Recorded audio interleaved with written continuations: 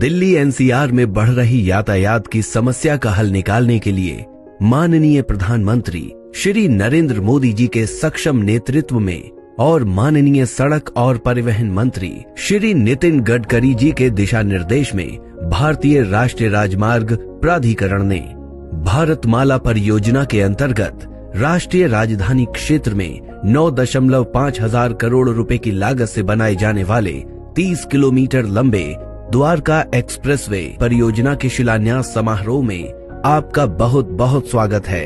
ये देश का पहला अर्बन एक्सप्रेसवे होगा जिसमें लगभग 3.6 किलोमीटर लंबी 8 लेन शैलो टनल भी होगी। द्वारका एक्सप्रेसवे परियोजना निर्माण 5 खंडों में किया जाएगा। पहला खंड, इस खंड की कुल लंबाई 5.9 किलोमीटर होगी, जिसका प्रारंभ NH 8 पर स्थित शिव मूर्ति पर प्रस्तावित मल्टी लेवल इंटरचेंज से होगा, जिससे कि विभिन्न दिशाओं में ट्रैफिक का फ्री फ्लो मूवमेंट होगा। तत्पश्चात 8 लेन शैलो टनल का द्वारका सेक्टर 21 के निकट RUB तक निर्माण किया जाएगा। दूसरा खंड, 4.2 किलोमीटर लंबाई के इस खंड में RUB से दिल्ली हरियाणा बॉर्डर तक का निर्माण किया जाएगा। इस खंड में द्वारका सेक्टर 25 में बन रहे DIPP की एग्जीबिशन कम कन्वेंशन सेंटर यानी ECC, Dwarka sector 21, 23 UER second को दिल्ली में और हरियाणा में नए गुरुग्राम को कनेक्टिविटी देगा।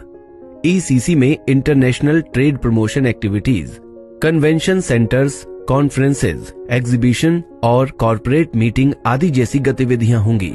इस खंड में दिल्ली बॉर्डर पर 34 लेन टोल प्लाजा का भी निर्माण किया जाएगा, जो इलेक्ट्रॉनिक टोल कलेक्शन एवं गेटरी बेस्ड टोलिंग जैसी तकनीकियों पर आधारित रहेगा और डिजिकरण को भी बढ़ावा देगा। द्वारका एक्सप्रेसवे प्रोजेक्ट में दिल्ली में लगभग 1.3 लाख पेड़ों का वृक्षारोपण किया जाएगा, जिसके लिए DDA को 78 करोड़ रुपए दिए जाएंगे। तीसरा खंड, इसमें बॉर्डर से बसई ROB तक 10.2 किलोमीटर लंबाई में निर्माण किया जाएगा। इस खंड में 8.5 किलोमीटर लंबे 8 लेन फ्लाईओवर का निर्माण किया जाएगा।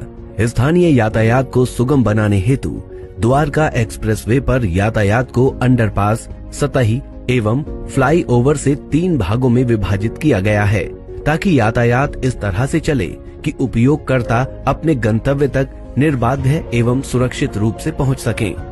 चौथा खंड, ये खंड बसई ROB से प्रारंभ होकर खेरकी दौला टोल प्लाजा के समीप NH 8 पर समाप्त होगा। इसमें बसई ROB के चौड़ीकरण के साथ ही साथ IMT मानेसर एवं सेक्टर 88-84 की ओर मोड़ने के लिए ट्रम्पेट इंटरचेंज भी प्रस्तावित है। उल्लेखनीय है कि CPR NH 8 SPR इंटरसेक्शन पर क्लोवर लीफ प्रस्तावित किया गया है, जिसकी वजह से दोनों हाईवे पर चलने वाले वाहनों की गतिविधियों में हस्तक्षेप नहीं होगा।